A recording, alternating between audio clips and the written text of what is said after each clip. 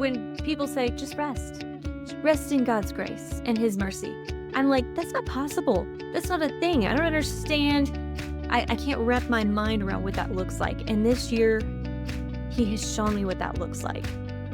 That rest it really is possible, and it's beautiful, and there's freedom, and you can do things without this striving attached to it. Welcome back. This is my monthly update with Erin about creating from rest. So, as you guys know, if you've been listening to the past episodes with Erin, we both decided, well, God pressed upon and stuff. That's more like it. Yeah. For Erin, she is taking a Sabbath year from writing and producing content. And I am taking what I thought it was going to be a scaling year. God has just completely taken me on a winding path, and it still is a scaling year, but not quite in the ways that I thought it was. And we can talk a little bit more about that today. But that is where we are at. And so we're just talking about, we're kind of documenting this year as we go through from these two different perspectives of trying to make sure that we're creating from a place of rest and not a place of striving, a place of depending on God for the outcomes, not ourselves, and really just releasing perfectionism and control and striving to the Lord and surrendering our expectations and selfish ambitions and placing them at the foot of the cross. So that has been what each month we've gotten together and talked about. Um, I cannot believe that it is at the time of this recording, it is almost the end of June. When this release, it'll be in the middle of July. But I am just this last half of the year has not been anything I expected. I don't know how it's been for you, Erin, but um, it's been kind of a roller coaster ride, unexpected and good and refining, but also just kinda like, "Whoa, Lord, I don't know. I was not thinking it was gonna look like that, and how is it that we're already halfway through the year?" So, I don't Mm. know, are you feeling that way? Yes. Yeah, it was nothing like what I expected it to be. So different, but in a good way. Okay, but I know so much of the Christian life is like that. We have this idea of what it's going to look like, and then God has other plans, and we have to follow. We have to be obedient where He's leading and guiding. And so I would love if you would go first today, because I know you have some updates and changes in schedule and just kind of what you had planned. And so I'd love to know what made you decide those and how you're feeling about them. Tell us where you are right now.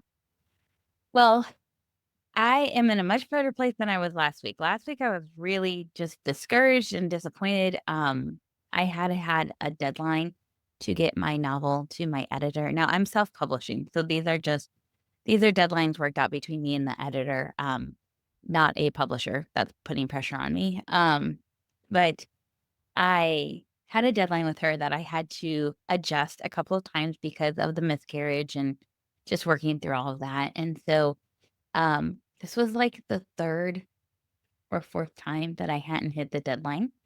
And so I was feeling a lot of, and well, I think we talked last time about this, about the sense of just being kind of like a failure. Like, I think we talked a little bit about that last time.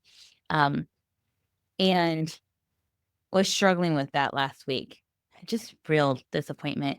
And thankfully, I have some really great friends, including you, who just encouraged me to not look at it as failure and to take a step back and ask the Lord, just revisit things with Him. And one of the things that I was struggling with last week was, or not even just last week, but like leading up to last week, because I saw that deadline coming and I'm like, I am nowhere near where I need to be. I had some writing time set aside, some like really large chunks, like weekends.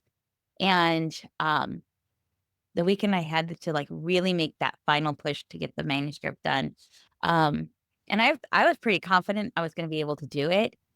But right when that happened, a personal thing came up for my family and, actually my extended family, and it just kind of not overshadowed, but it became the priority, and it should be, it needed to be. Relationships are always more important, and my kids, it was really an interesting teaching moment, not to get off track, but it was an interesting teaching moment as a parent because I had, um, kind of pulled my kids and my husband. I'm like, "Okay, guys, I'm gonna be writing all weekend. Let's make a game out of it. Um, I need your guys' help kind of to like keep the house clean and, you know, not interrupt mom so that I can focus.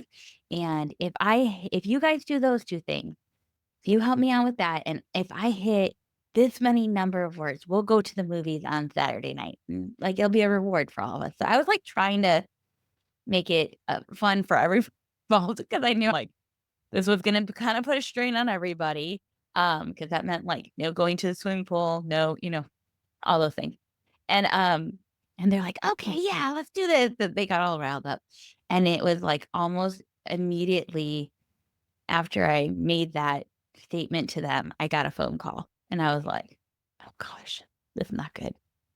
And it just that became the priority, and I still went and wrote because um, I made some adjustments. I had some things to do. But I went and I'm like, "Okay, I'm gonna still hold to this. I'm gonna still try." But my, like, word count was nowhere close to what the goal was. And the kids were like, "Oh my gosh, we're not gonna be able to go to the movies." And I'm like, "No, we're still going to go to the movies because we still showed up in whatever ways we could. You guys did your end of the deal, and I showed up as best I could." I'm like, "But at the end of the day, there were certain things that I need to do, and relationships are always more important. Like, we have certain relationships that we need to care for and protect, and those always come first. And if we can't get things done, that's just what it's gonna be." And it was like I was telling it to them, but I was also telling it to myself. And even though I was able to like say those things out loud to them, and we had a wonderful time as a family, and thankfully, things were okay, worked out over the course of the weekend. By the time Tuesday came, I was like, here again. I have missed a deadline. Lord, I don't understand. I thought I heard you at the beginning of the year say that this was a scaling year, that I was to put down deep roots to grow things. And all I could see as I kept saying, I'm like, "I don't understand. You kept saying this to me. And I thought I heard your voice. And did I hear you wrong?" And all these things. And I just kept getting this image of a hand going into hardened dirt and breaking it up and breaking up the soil so that seeds could be planted. And um, I realized it's hard to admit. I think it's hard. It's like I think I probably feel like you did, Aaron, where you're like, "Oh gosh, the ugliness has been like stirred up," right? Um, but I realized that God had asked me in the last couple of years to do some things, and I did almost the exact opposite. I did what I thought was the smart thing to do and the thing I thought would make me money. And he has been asking me to release that for a while now. And I have been like holding on so tightly to some of these things.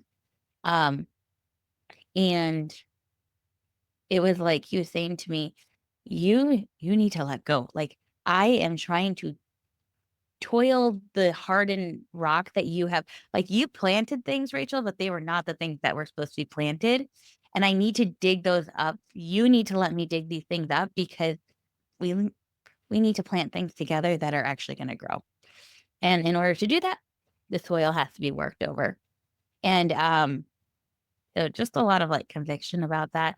So this last week has been, um, lots of prayer, lots of and not just this last week, leading up to this week, it has been that too. But, just prayer and reevaluating things, sitting with my husband and talking through our family goals, talking through our family values, and, uh, really looking at what this year has been and what I thought. And it was really helpful because I used the Cultivate What Matters planner. And that planner has you do like some exercises at the beginning of the year, but then it has you like do refreshing of that goal setting. And so I read to my husband the things I had written down at the beginning of the year, the things I had done as a refresh at the end of March. And at the end of March was when I had just had the miscarriage. So it was like a really fresh, hard thing. So as I was sitting there talking through the different categories that they have you go through, and reading to him these different goals, I was able to like share a lot of things that maybe my husband didn't know. And he was able to just dialogue with me and listen when he needed to and offer some pieces of advice. And we were able to talk through some like big picture things for us as a family. So one of the hardest things for with the novel, and I don't know if I'm going to be able to explain this well because I'm having a hard time articulating it for myself. But one of the things that has been hard is that for whatever reason, my brain had it kind of associated, oh, we're moving in September, because that's when our lease was supposed to be up. We're gonna move in September. I'm gonna release my novel in September, and it'll be done before the baby comes in October. And that'll be great because I won't be focused on a novel after just having had a baby. And so in my mind, the two are really intertwined.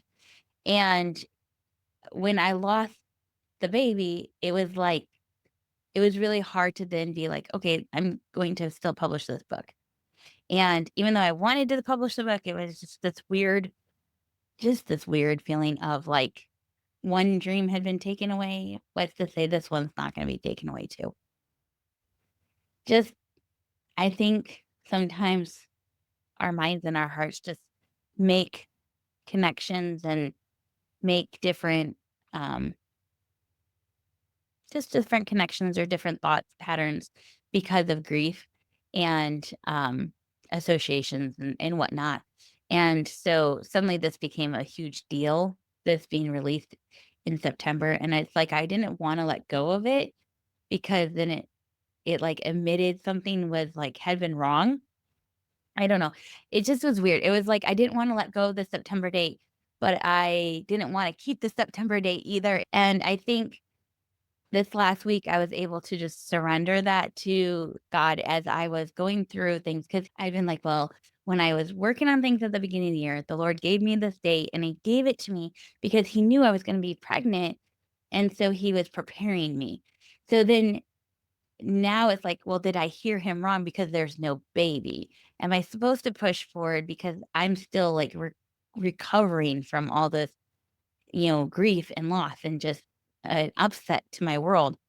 And am I supposed to push forward because I heard him right about this, or if I did, or if I didn't? And my husband even said at one point, like, you put a lot of emphasis on like dates and these things. And he's like, you make these associations, you put a lot of pressure on them.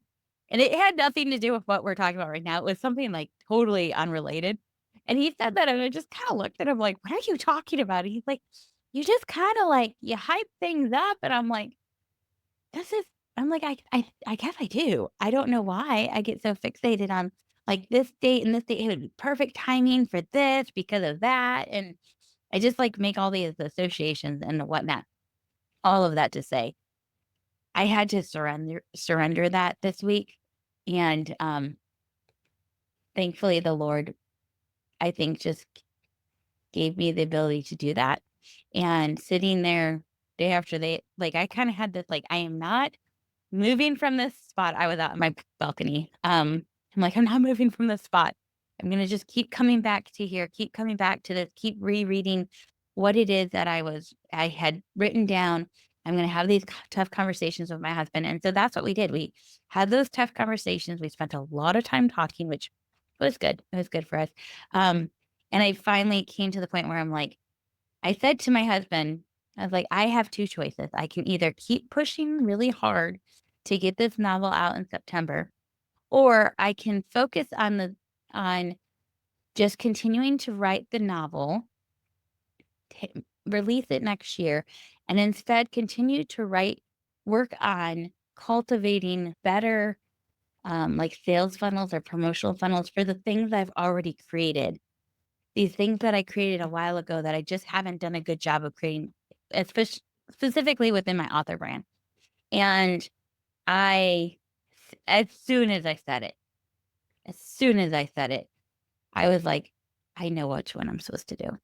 I know I'm supposed to let the novel go to next year, and I am supposed to be creating a better foundation for my author brand. And I had that thought in my head. I knew that in my heart. And my husband said to me, I like the idea of you doing better with what you already have created and taking the pressure off yourself to release this novel by September. And so he said it. I felt that, felt the confirmation of it all. And as soon as that had been spoken out loud, I just felt peace settle over me. And I was like, "Whew, this is where we need to go back." And at one point, I had been like, Lord, you know, I want to write these novels. Why aren't you opening the doors for it? And he's like, the time is not right now. And then a bit ago, he said, okay, it's go time. Write these novels, write these books I've given you, and do the things you know you're supposed to do with like author brand and all these things. Like, I want you to do these things. And instead of just pursuing that, I put into place ways to be a coach, a marketing coach, a business coach type thing. And so I started speaking about that. I started posting stuff on my page. And not that God didn't use that in different ways. He did. But it wasn't what he had asked me to do. And I've known that for a while. I know that for me, that was just an easy way because it's really easy to talk about what people should do versus you doing the thing. And to release, like, I know I'm a good writer, but I always question whether or not I'm a good fiction storyteller. And so it felt really vulnerable. It felt like, oh my gosh, I could fail, all these things. These people are watching me, blah, blah, blah.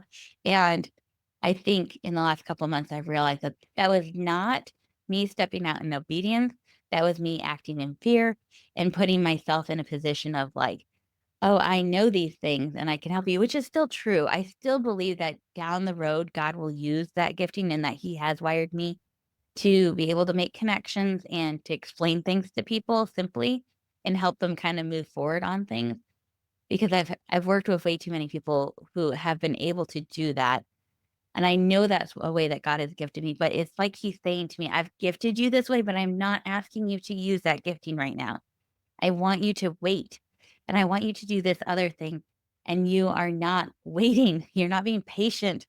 You just keep skipping ahead, and you're supposed to be here, and you need to trust me, and you're not trusting me because you're scared that you're gonna fail, and you're just relying on your own strength and your own abilities and your own talents instead of allowing me to work alongside of you and us create something together. And so that is where I'm at. I'm in a place of just complete, like, humbled. I've just felt, like, humbled, and I'm trying to surrender things. Okay, first of all, thank you for sharing so vulnerably. I feel like what you just walked through and said out loud for us, we all experience as writers. I mean, it is a constant battle of what am I supposed to do? And as Christian writers, God is involved in this mix too. And so it's not only what should I do, but what is God calling me to do? And is that different than what I should do? Because we have these industry leaders that we're learning from, and here's the XYZ and all the steps. And sometimes God does not work within those steps. Actually, oftentimes he does not work within those steps. And so we're left trying to figure out how do we discern his voice when there are so many other voices that sound like really good ideas because they are good ideas. But sometimes God's idea is not the good idea. It's so different. And so Right. I just really appreciate you putting a voice to that struggle that we're all walking through because it's hard and we're so good. And I don't even want to put it this bluntly, but this is what it is. We're so good at lying to ourselves and saying, "Okay, well, I know God wants this from me, Yeah. but I'm gonna do this because this is right," or something. We aren't Yeah. even thinking through it in those words, it just happens under the surface subconsciously, Mhm. because if we put it to words, then we would realize we're just not following God. But Right. we rarely stop to write out those goals and those, giftings that God has given us, so I love that you have written this out and you could come back to it and it's something that you can go back and revisit. Right. That's such wisdom. I Um, honestly think if I didn't have it written down, I wouldn't realize. I think it's really easy to, like, think you're like, "Oh, I thought this, I was working towards it," and then you look back and you're like, "Oh, wait, no, that was not what we were working towards, and how did I veer so far off the course?" And, like, I know for me, it's really easy for me to do that, and so I really have been thankful having these sheets just to, like, keep keep reminding me, yeah. and even, like, interpreting it that like, "Oh, well, it's supposed to be a scaling year." Well, no, it wasn't supposed to be a scaling year, it was supposed to be a refining year. Like, Yeah. taking what I had and making it, like, more solid so that it could bloom more. Like, in both my primary business and in my writing business, like, I've had this massive project, which was part of the craziness of the last 6 months is that I had this massive project to move our clients over to this new platform database thing, and it is so much better. It will allow us to be so much more, efficient and automated and allow us to scale up. What we had before wouldn't let us scale up, but what we have now will. And that was a huge undertaking. And that's the kind of stuff I needed to be working on this year. And I actually wrote down the way they have it written on their papers is like, what am I saying no to? And I actually had written down nothing new this year because the last couple of years have been a lot of new things thrown at me, and so I said, "I'm saying no to nothing, no new big projects." And yet somehow the novels got put into this play, and I never thought of them as, like, a new thing, and I think where it was is, like, in my wisdom, I was looking at the calendar and I'm like, "Well, I can make this happen. I can do these things. I have 12 months."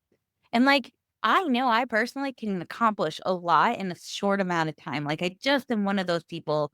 I know not everybody's wired like this, but I am.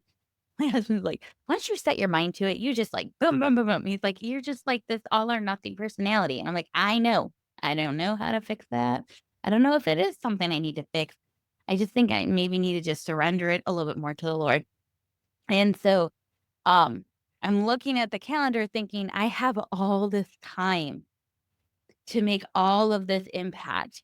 I can make this happen. And I think part of the humbling is realizing I have two things that are big priorities and they take up a lot of my day. And that is my homeschooling my kids and running my primary business. And those are my priorities. And the writing that I do, it has to be minimum. Like my coaching people is not my priority right now. I only have so many hours in a week that I can dedicate to this author brand of mine. I don't have time to dedicate to coaching people too. Like I just don't have enough time. And somehow I got that flipped upside down. I think that it's really easy for especially for those of us who are doers, to be like, "I have all this time to do things. I can make this happen." Forgetting to really, like, look down into the minutia of, like, how many hours a week do you actually have to devote to these things? How much time do these things actually take you to do?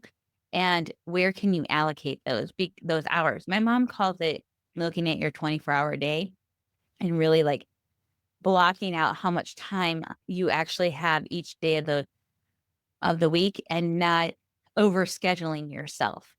And I think as writers, it's really easy to because we're not really sure how much time certain tasks like yesterday, I went and wrote for a couple hours and my kids and my husband have started doing this thing where they guess how many they like estimate how many words they think I'm gonna hit, and then whoever's closest gets something small. And, they've gamified my writing, which I think is funny. My daughter said yesterday, "Well, she has 5 hours, so I'm guessing she's gonna write, like, 4,000 words. Because last time she had 5 hours, she did about that much.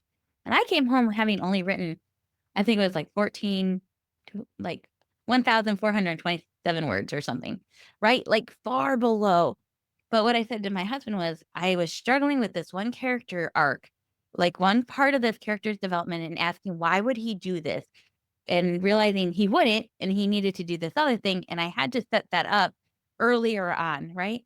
And, like, you can't anticipate how long that kind of stuff is gonna take, like, that's necessarily like typing words out. It's all still happening there, and it can take sometimes really long and sometimes it takes like moments. It's very hard to anticipate how long that's going to take you to do. And so you have that like nuance thing with your writing, but then you have all these like weird tasks like social media and all that.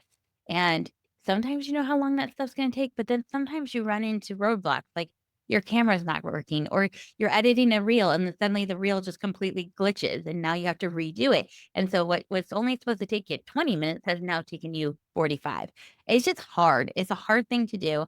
And we just think, "Oh, we have so much time in the day." I tend to max out everything and not give myself margins, and so when things go wrong, everything is pushed, everything is stretched, and I find myself overwhelmed and just completely, like, overstressed about everything because my margins have gone out the door.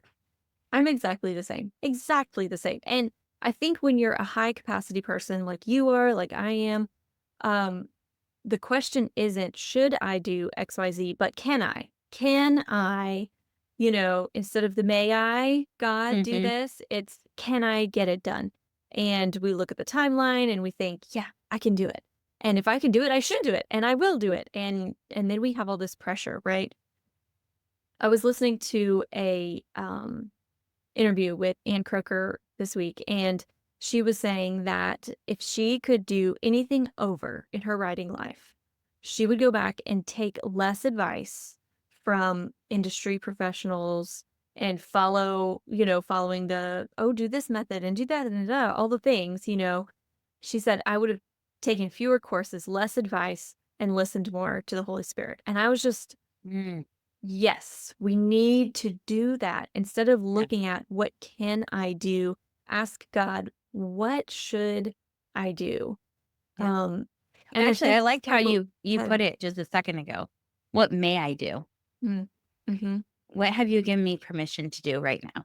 yeah, What are you asking me to step out in obedience and do? Like, what have you directed me to do? Not what should I do? What can I do? But what are you giving me permission to do? Like, yeah, I like that. What may I do right now? yeah. And because then it's no longer about us, right? Exactly. And it Yeah. goes back to that idea that he is the vine and we are the branches. If we're not connected to him, we can do nothing. And Mm, so when we hit these walls and we think, well, what is wrong with me?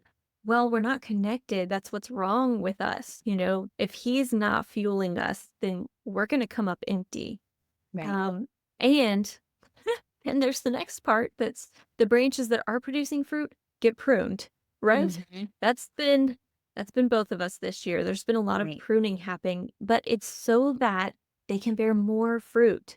And so this isn't a process of harm. This is a process for our good.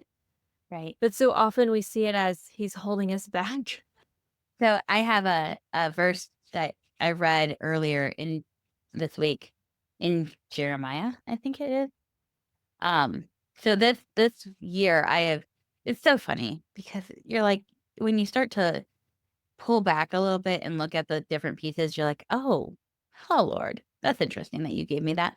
But I had felt like the Lord was giving me Jeremiah, I get 17. Yeah, Jeremiah 17, 7 through 8. And I'll just read it. Blessed is the man who trusts in the Lord, whose trust is the Lord. He is like a tree planted by water that sends out its roots by the stream and does not fear when heat comes, for its leaves remain green. It is not anxious in the year of the drought, for it does not cease to bear fruit. I have been reading this verse like almost every week, like just keep going back to it. And it has been interesting. The things that I have gone through with the miscarriage and whatnot feels like a year of drought, right? And like not producing things like feels like a drought. And this idea that it does not fear when heat comes and its leaves remain green and it is not anxious in the year of drought for it does not cease to bear fruit. Like I think sometimes we mistake producing as bearing fruit and especially as doers when obedience is the fruit and living lives that are in right relationship with the Lord and right relationship with others around us is just so important. And so I was in here the other day and then I just like flipped back for one page and ended up being chapter 15. And Jeremiah is talking about Jerusalem's sins and Israel not being repentant and all these things. And he's like complaining in chapter 15. But then he continues to say, like, Lord, you're going to, you know, you'll take care of me type of thing. But well, he actually kind of says, like, didn't I do all these things for you? It's like, oh Lord, remember me and visit me and take vengeance on me from on my persecutors. In your forbearance, take me not away. Know that for your sake I bear reproach. Your words were found, and I ate them. And your words became to me a joy and the delight of my heart, for I am called by your name, O Lord of hosts. I did not sit in the company of revelers, nor did I rejoice. I sat alone because your hand was upon me, for you had filled me with indignation. Why is my pain unceasing, my wound incurable, refusing to be healed? Will you be to me like a deceitful brook, like waters that fail? And he'd like say, like, I did all these things for you. Like I've been good. Lord, I've been good. I've been doing what you told me to do. And yet, like, there's these things that are going wrong. And then it says, thus says the Lord, if you return, I will restore you, and you shall stand before me. If you utter what is precious and not what is worthless, you shall be as my mouth. They shall return to you, but you shall not turn to them. Um, and that part about if you utter what is precious and not what is worthless, I was like, holy tamale, like, have I just been uttering things that have been worthless? Or I've been in a place where I've been using my platform, using my words, using the things that are right to write things that are precious? Or am I like sitting here like Jeremiah was and going, I've done all these things, Lord, I'm doing the right things. Why aren't you answering my prayers? And God trying to say to me, like, return back to me, return back to the and speak what's precious. Like, don't just keep doing the things that are not the things that I want for you. And I know there's far more in those scriptures than I am even touching on. I think for me, it has been definitely a conviction of here I thought I was doing the right thing. There's no shame. Like, there's no shame. I think that we as humans are trying to always figure things out. And I think it's real easy for us to start to slip from that place of creating from rest into creating from a place of striving. It's a very easy place to slip into. I don't think there's anything wrong. You were talking about and what Ann Crooker had said about not listening to other people. There's nothing wrong about listening to people who have gone before us and who have been successful and kind of know the ins and outs of things. Um, But you're right, and she's right. At the end of the day, our guide, our comforter, our one who is leading us in the paths of righteousness is the Holy Spirit. And what we are called to do is not make a name for ourselves. What we're called to do is live out the kingdom of God here on earth, right? And have that right relationship with God and with others. And that means sometimes using our words and creating works of art that point us and others to God. And sometimes that means prioritizing the people that are literally in front of us over those people who will be holding our books. And knowing what the time is for which thing means we have to be constantly seeking the Holy Spirit's guidance and trusting in his timing of it all and not getting so caught up in our own wisdom. Okay, I love how you said we need to prioritize the person sitting in front of us instead of the one who's going to one day be holding our books. Oh, I think we need to wake up and read that every morning, right? Because Yeah. we have people sitting in front of us, and this is the ministry that God has given us. He has entrusted these people to us. And yes, we have a message, and yes, that message is important, but it doesn't trump this now and here, this real life that we're living, and the people that we're living it with. Right. Um, And those don't have to be in tension with one another. And that's something I'm learning because it has felt like a lot of tension for me lately. Like, Mhm, it has to be one or the other. Like, either I'm fully present with my people or I'm focusing on like, the words that God has given me or the things that the calling I have. And I feel like they're constantly in tension with one another. And it's taking me I'm still not there yet. I'm still learning how to be okay with that both can be true, mhm, that they're both important. One does have a priority over another. And sometimes it's okay for us to prioritize the calling, and our families are going to be okay, and our people that are in our lives are going to be okay. And like I said, it's more of trusting God to point out when the priorities are off balance and off. yeah. Once again, that "may I" question. Yep. Yeah. Yep. I was just gonna say, I love how you, um, have talked about how we make these sacrifices for God, like in those verses you just read where it's like, "I've done all this stuff for you." And that logic makes so much sense in our minds. I've done it 100 times, and he's revealed a lot of that to me this year of, "See this? This is the problem." But it's only when we are, like you said, completely humbled that he can really use us and really work. I was thinking of the woman who is asking Jesus to heal her son, and he tells her that, the bread is for my children, not the dogs. And I mean, I think if someone had said that to me, I would be a little offended, right? Like, Yeah. am I not a child? Do I not Right. deserve something? But instead of demanding her rights in that situation, she goes on to say that even the dogs under the table can eat the leftover crumbs. And he was shocked by her faith and her humility and, healed her son. I think so often we demand the loaf, Mm, and when we demand the loaf, we miss the crumbs. And the crumbs are healing and hope and answers to prayers and God's best for us. I mean, we miss the blessings because we're looking for, I don't know what, this other thing that we want that he could give us, but it isn't for us. mhm. And so I love how you brought that up because so often we think, meeting these deadlines, finishing is the goal, but it isn't. Faithfulness is the goal. Obedience is what he wants. He doesn't want sacrifices. He wants our heart. He wants our love.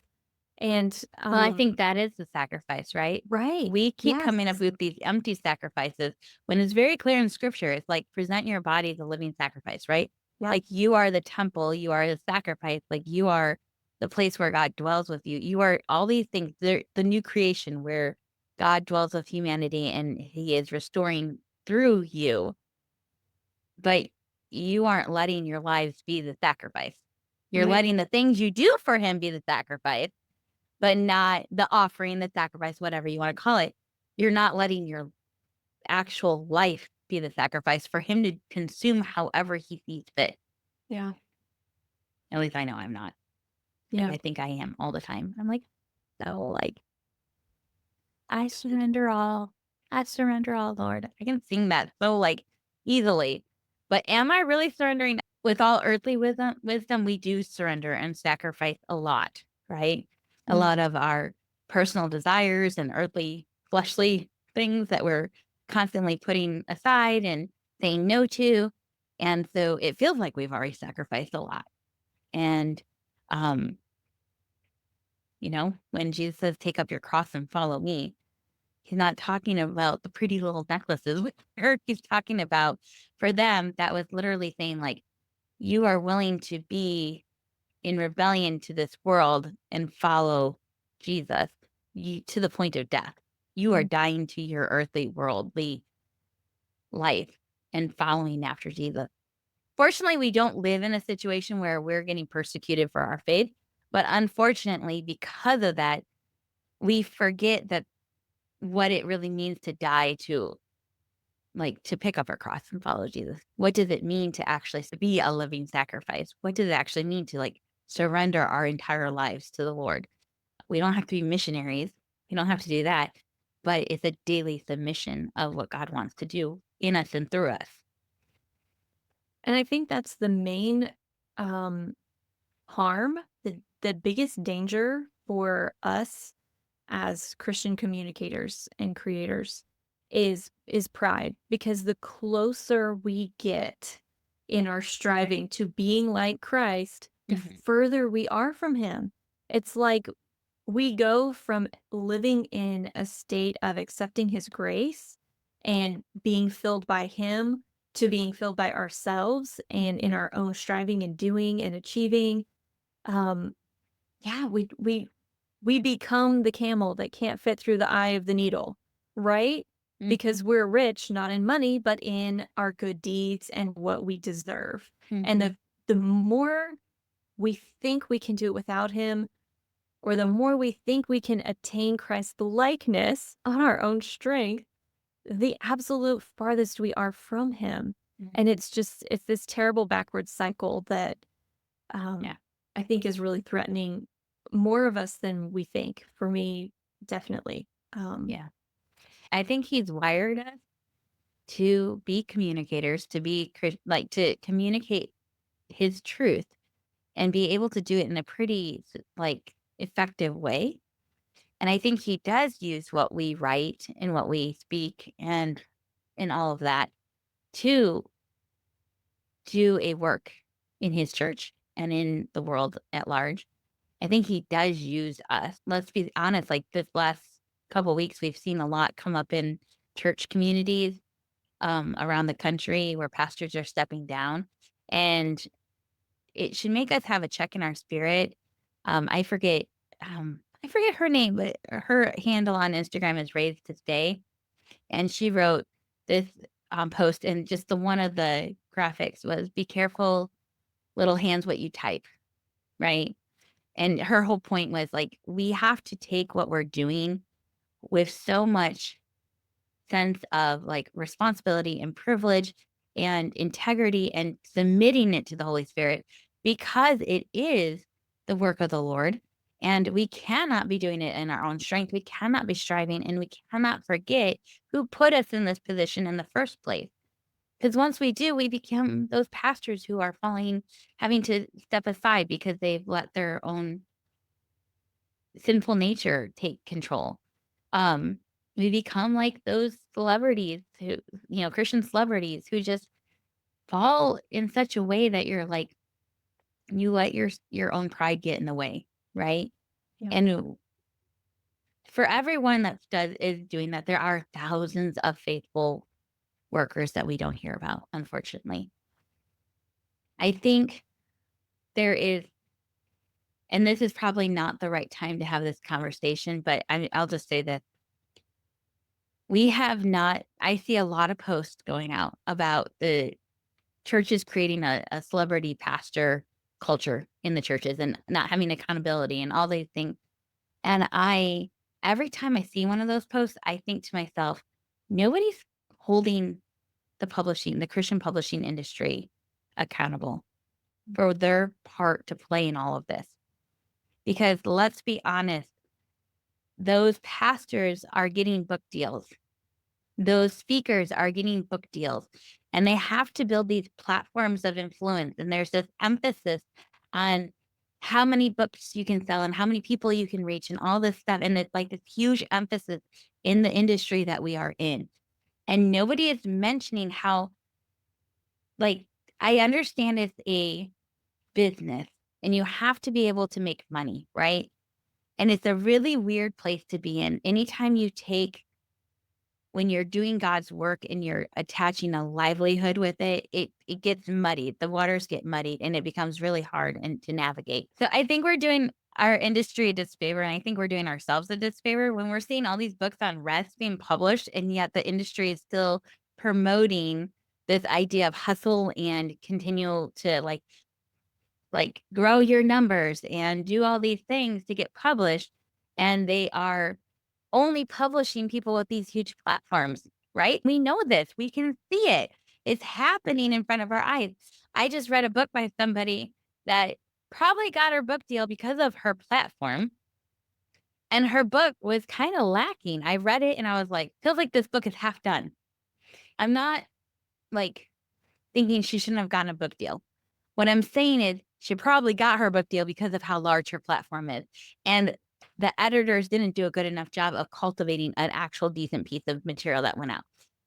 That's the problem with our industry. And this was published by a Christian publisher and had nothing to do with Christian anything. There was nothing about it being a Christian, like nothing about this book. And I'm not going to say who it was because I don't wish her ill at all. Like, I think I'm so glad that for her, like, I'm glad for her success. But she put out a book that had nothing to do about Christianity, had no principles that pointed any of us back to the Lord. And yet this Christian publisher took one of their spots from somebody else who probably had that message and published her book. And so you're like, you're looking at it, and the only thing that you can make it make sense is that this publisher saw her numbers, saw that she's a Christian, and decided to publish her. And so you're just like, this is the industry we're in right now. And I think we're not holding ourselves accountable. And it's like, stop having mixed messages and let's actually do the work of obedience. And I'm not saying the people who are publishing aren't doing the thing that God called them to do. I'm just saying that we have to be a little bit more aware of what our industry is asking of us and push back a little bit and be like, you're telling us to do this thing, but things are not adding up. And you're adding to this culture of pride and building up of an influence that maybe God is not actually asking us to do. So, how have you been this last month? Okay, so this month has been amazing, Oh, and God has just been so good. He's just so good. So we've kind of moved through the initial shock of stopping everything, and then the all the ugliness that came out of realizing what I needed to work on and just how far off I was spiritually. And now I'm in this like I feel like I'm in a lazy river of grace where I'm just floating along in this year where I'm not doing anything and God is doing so much. I don't know what things are going to look like when I get to the end of this year, but we're only halfway through. And right now, I'm like, I could have tried to do all of these things. I could have made a list at the beginning and worked really hard to get it all done and still not been able to do what he has done on his own this year. Like, of course we know this, right? We know this in our minds that he can do anything. But do we really believe it when we feel like we have to do all of the work? Probably not. Um, and to see him show up and do what he said he was gonna do. I wasn't even expecting him to do anything, and it's been overwhelming. Um, I had my onboarding meeting with our Daily Bread publishers last week before, something like that. Um, and this was a publisher that I signed with this year. Once again, that was not part of the plan. If you had said you're gonna get your first traditional book deal this year, I would really laugh. Like Sarah laughed, like, "Oh, you're gonna have a child at 90? Awesome. Yeah, sure, God. I know you can do anything, but sure, God." Um, and it has happened. And so we had the onboarding meeting. This is a publisher that wouldn't have been on my list. They weren't really on my radar. I didn't know much about them. And in that meeting, I was blown away by what a great fit we are. And I'm just so excited to see what's going to happen as this book comes to be in a long time. They were like, you don't even have to send your manuscript until 2025. Like, because the book doesn't come out until 26. And the fact that it's already written, and even if it weren't already written, that I could wait and it would be no problem. It just God is just taking care of so much. Um, and there's some other things that I'm really looking forward to sharing next month. Hopefully they'll be smoothed out enough at that point. I have no doubt because God, is just putting all the pieces in and I don't even have to do anything. But over and over, he's just showing me, I have got this. I will do what I will to do. You just need to really get out of the way. And I can't take credit for anything that he's doing because I'm not doing anything. And I think that really is what he wanted to show me this year is that okay, so I'm gonna try to say this articulate this in a way that makes sense. If someone has a fear of flying, then when they go to fly on a plane, they probably have a whole ritual, right? Of I'm going to do these calming practices. I'm going to take whatever medication to calm my nerves. I've got to like pack everything just so. I need to know that the plane is checked. I'm going to do a background check on the, pilot, whatever. They do all the things, right? Whatever mental striving they have to do to get themselves on the plane when it's taking off, whatever, like Lamaze type exercises. Now there's another type of person who just gets on the plane, right? And the plane takes off. They leave from the same location, they end in the same destination. One person put a lot of energy into this plane flight. The other person put no energy into this plane flight. They both ended up at the destination. And I think we sometimes make this assumption that God works for those who work for themselves, kind of thing. But this is a very American idea. This is not a biblical idea. And we feel like if we want something to happen, we have to like pretend really hard or just think about it a lot. Let it dominate our emotions and our thoughts. Let it define our identity. If we're all in it, totally immersed, letting it overshadow everything else, then somehow we're going to will it into existence, right? And I never saw this before as a striver, as like, you can still get things done. You can still end in the same destination without the striving. And it's like telling a person who deals with anxiety, which is not me, just don't worry about it. Just get on the plane and don't worry about it. And so when people say, just rest in God's grace and his mercy, I'm like, that's not possible. That's not a thing. I don't understand. I can't wrap my mind around what that looks like. And this year, he has shown me what that looks like. And that rest it really is possible and it's beautiful and there's freedom and you can do things without this striving attached to it. It can coexist. Um, Another thing that happened this month was I went to an award ceremony for one of my books, and that was really fun because we took a road trip and got to visit you on the way in person, and that's always fun to have a writer friend meet in person. Um, but I was really worried going up to it because this is like for an achiever going to an award ceremony on a Sabbath year. This is a minefield. I mean, I'm thinking there's no way I'm going to get in and out of this event without my pride just roaring its ugly head again. And um so I almost was like we should just skip it. Let's just make this a vacation and not even go because I don't know that I can do it. I don't know that I'm ready after 6 months of this. I don't know if I'm at that point yet. And, so we went, and it was, like a dress up dessert thing, and so I was getting all the girls dressed up. They had, like, their fancy dresses. I curled all their hair, in the hotel room before getting all ready together, and I had brought my mom's, or my grandmother's costume jewelry, and I let them pick out some costume jewelry to wear, very blingy, and it was so much fun, and when we got there, um it was just I was so excited to have them with me. It was such a special time to share with them. I didn't even really think about the awards part of it. And when they called my name to get my award, I right when I got up on the stage, my youngest says, "Mom," or something, and they're literally the only kids there because it's attached to a writers conference. So everybody goes for the writers conference. They're not bringing their families with them. And so, of course, it's like the only child in the audience is screaming mom. And I, there was something so special in that moment that was just far surpassing joy than any award. And I left that night really encouraged because God showed me, yes, you can win an award.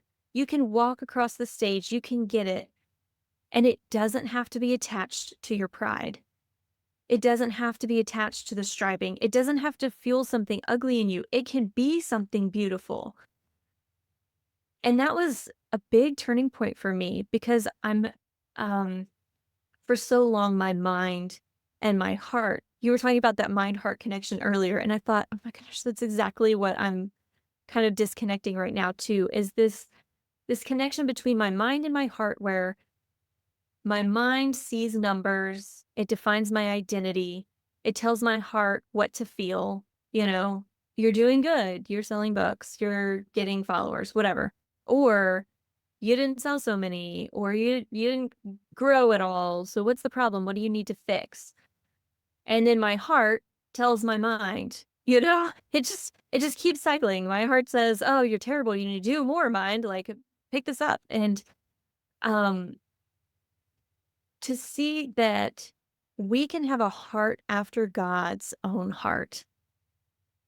And we can do it while our mind is also serving him by accomplishing great things. But they don't have to affect each other in this negative feedback loop was just eye-opening in such a wonderful way. And I'm walking forward with so much hope. There was a point, and I think I said it in one of our talks that we had, like, I don't know if there's any hope for me. Like, can he fix this? Like, can I really, really, truly become a different person than I've been my entire life? Because this is this is who I am, right? We come out with this junk. And and the answer is yes. Like there's nothing that he can't take away, that we can't lay at the cross. And seeing that just in real time in my life with something that I really thought I would struggle with forever has given me so much hope and so much joy. And uh yeah, I'm kind of at a mountaintop right now. And I know that there's 6 more months to go, and I don't know what those 6 months are gonna look like. I I'm like, "Okay, does this mean, like, we're here, we're done, we've made it, and now I just get to coast for the next 6 months, and we just have this lovely, intimate, lazy river experience of awesomeness?" Or does that mean we've gotten through one layer and there's more to go? And I'm okay with either one. I wanna be open to whatever he has to tell me. And the fact that I can hear from him is so special, and I wanna keep hearing from him, even if it's bringing up something really ugly that I don't wanna see, because I know now what it means on the other side. I Listen. loved everything that you said. I always appreciate when you share what God has been doing in your life. I know you're like, I'm going to try to be articulate, and then you're articulate. You just do a good job of it. Um, and I liked that image that you gave of the person getting on the airplane. I think that was really really helpful, and I not thought about that either, about the fact that 2 people can be both going to the same destination. And I think that the one thing that popped in my head as you were talking is the important thing is you get on the plane, right? Yeah, And so God's asking you to get on the plane, and he may give you all those things to do, but unless he's giving you those things to do, the taking the medicine, the checking out the pilot, all that you mentioned, it's not necessarily good or bad. It's not that the items themselves or the tasks themselves or the things that like you're talking about, the word in and of itself is not a bad thing. It's what is your heart posture about it? Are you receiving that award thinking this defines who I am as a person? Are you receiving the award thinking I've made it, look at me, and the pride thing is coming through?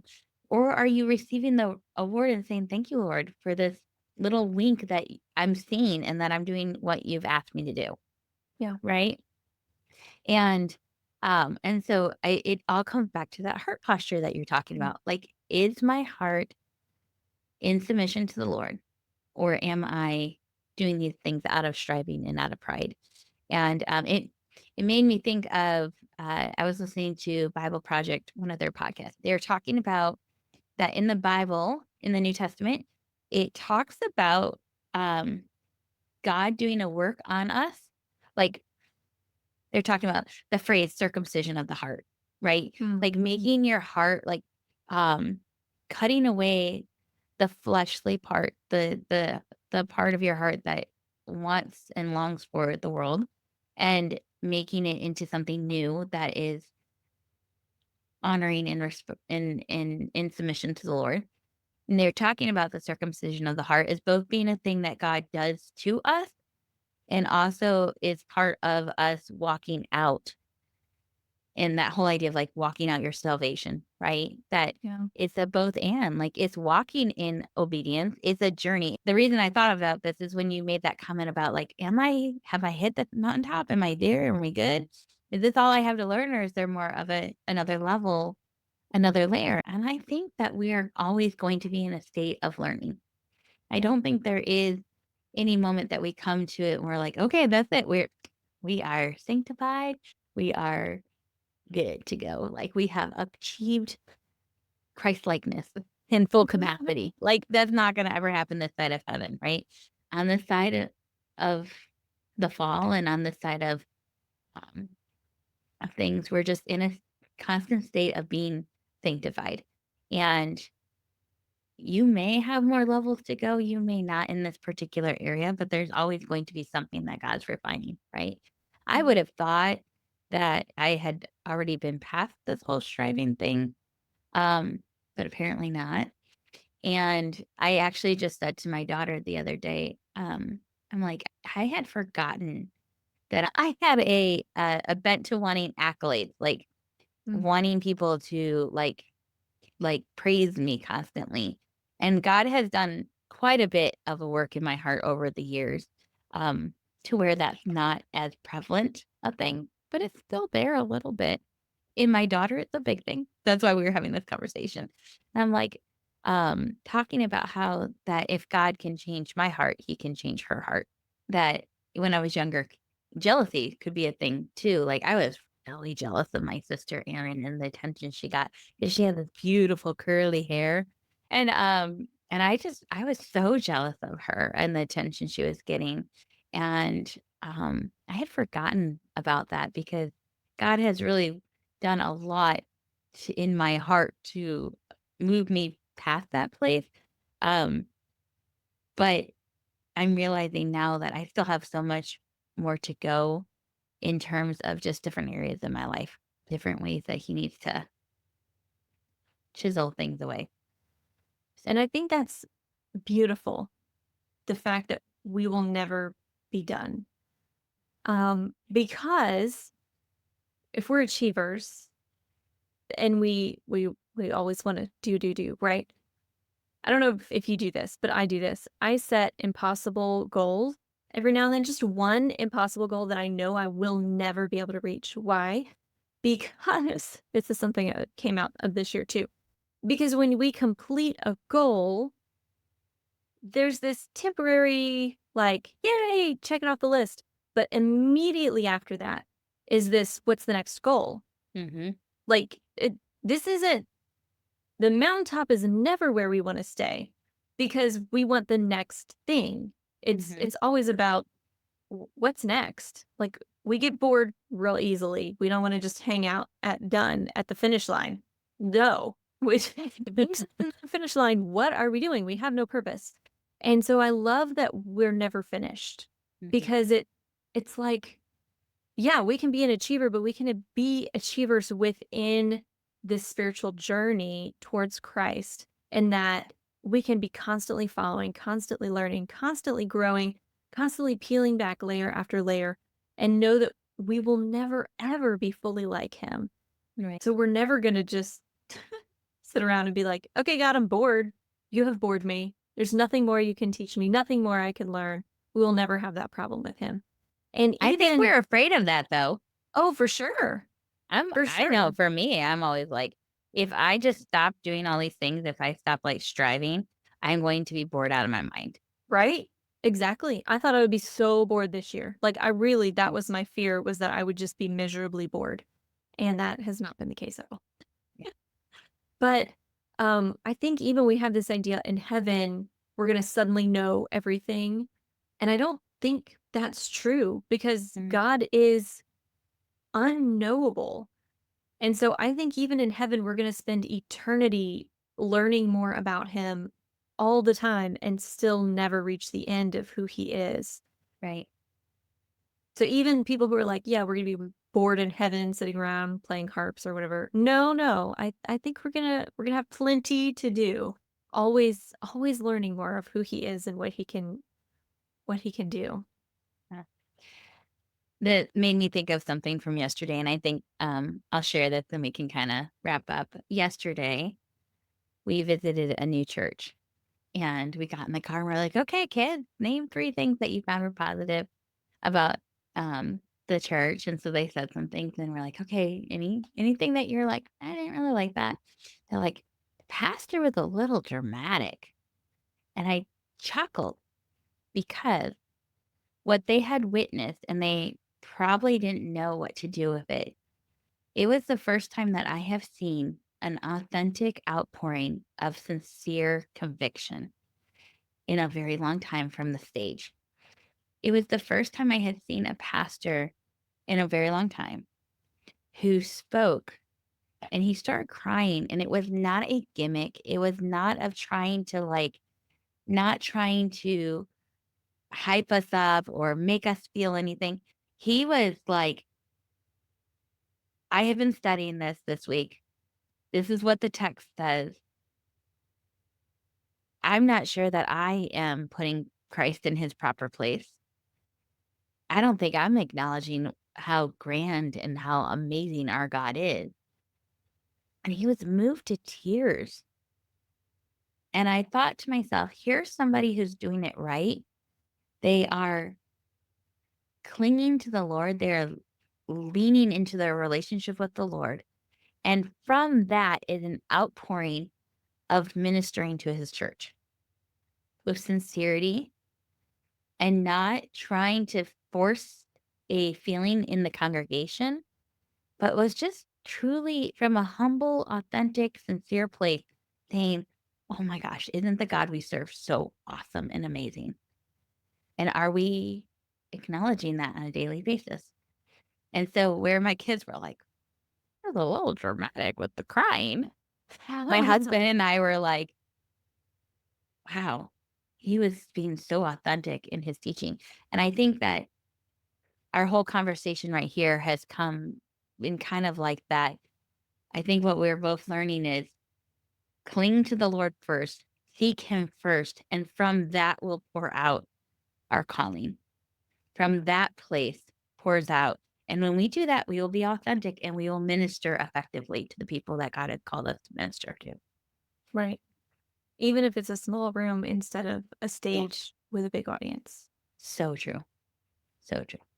Yeah. I think on that note, we can wrap up this month's update and we will meet back in a month and talk some more about what it means to create from rest. So thank you, Erin, for joining me today. Thanks for having me. Always fun.